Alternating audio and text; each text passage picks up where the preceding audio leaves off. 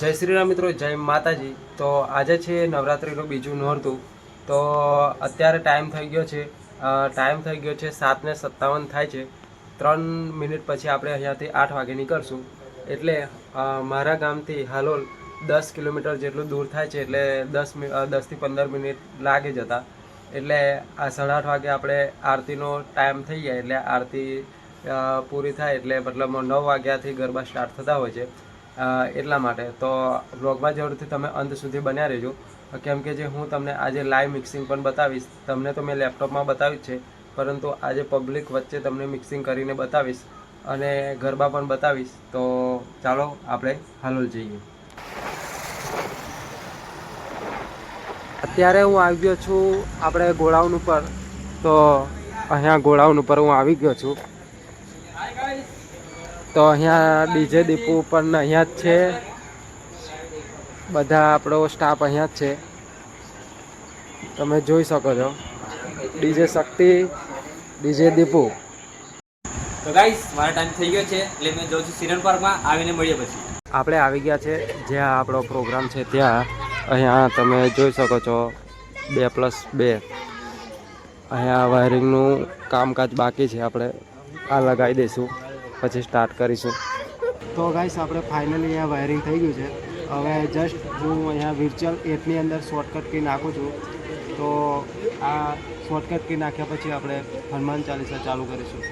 તો ગાઈસ આપણે અહીંયા શોર્ટકટ કી નાખી દીધી છે। બસ હવે આ માઇક્રોફોન નાખવાનું છે, તો હું અહીંયા માઇક્રોફોન નાખી દઉં।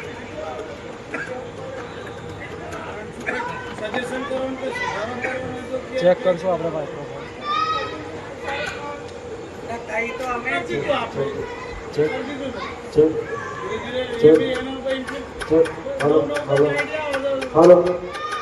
આપણું સેટઅપ રેડી છે। અહીંયા તમે જોઈ શકો છો આપણું લેપટોપ, મિક્સર, મશીન બધા ચાલુ છે। હવે જસ્ટ આપણે હનુમાન ચાલીસા પ્લે કરશું ગાઈસ। તો અહીંયા વોલ્યુમ ફૂલ કરી દઈશું અને જસ્ટ હવે પ્લે જ કરવાનું છે, તો પ્લે કરી દઈશું આપણે। તો અહીંયાથી શોર્ટકટ કીથી આપણે પ્લે કરી દઈશું।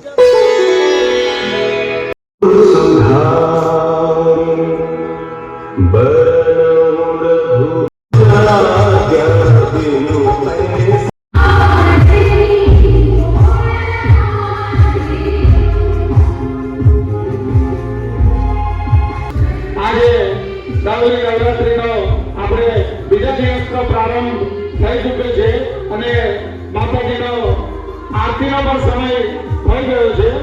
દરરોજ આપણે 9 વાગ્યાનો સમય આરતીનો થાય છે।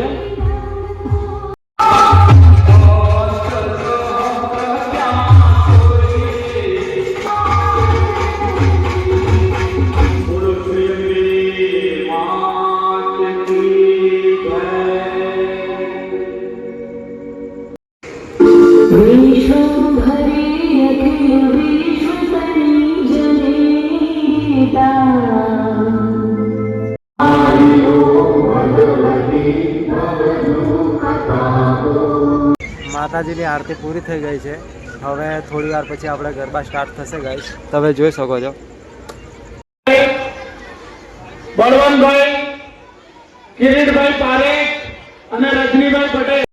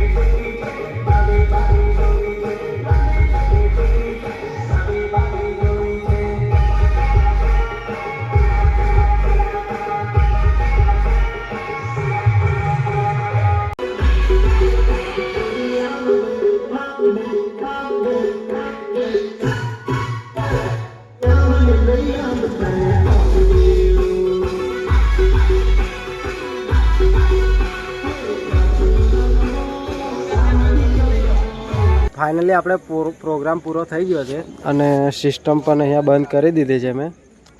હવે જસ્ટ વાયરિંગ છૂટું પાડીને આપણે સામાન મૂકીને ઘરે જતા રહીશું. જસ્ટ આપણે વાયરિંગ છૂટું પાડી દઈએ ગાઈસ. હવે વાયરિંગ પણ આપણે છૂટું પાડી દીધું છે. હવે જસ્ટ મશીન ઘરની અંદર મૂકીને આપણે ઘરે જતા રહીશું. તો આપણે અહીંયા ટોપ અને બેઝ ઢાંકી દીધા છે આ પ્લાસ્ટિકથી. તો પલળે ના, કદાચ વરસાદ પડી જાય રાત્રે તો પલળી પણ જાય નહીં દીપુ? હા, પલળી જાય. એટલા માટે આપણે અહીંયા ઢાંકી દઈએ. અને આ એક મશીન છે એ પણ આપણે મૂકી દઈશું. જોઈ શકો છો વિશાલ આમ એ મશીન લઈને ઘરમાં મૂકવા જાય છે. જગજીત જોડે છે. બહુ ભારો હોવાથી અને 2 જણાથી ઉચકે છે. કમર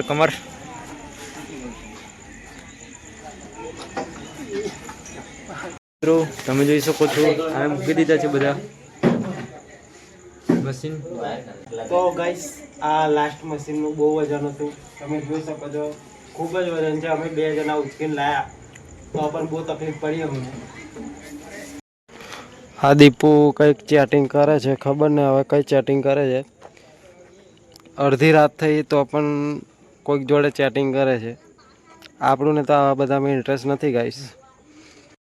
તો આપણી સ્પ્લેન્ડર નીકળી જઈએ. હવે આપણે પાછા આવી ગયા છે ગોડાઉન ઉપર. પ્રોગ્રામ પૂરો કરી દીધો છે અને બધું સામાન પણ આપણે મૂકી દીધું છે.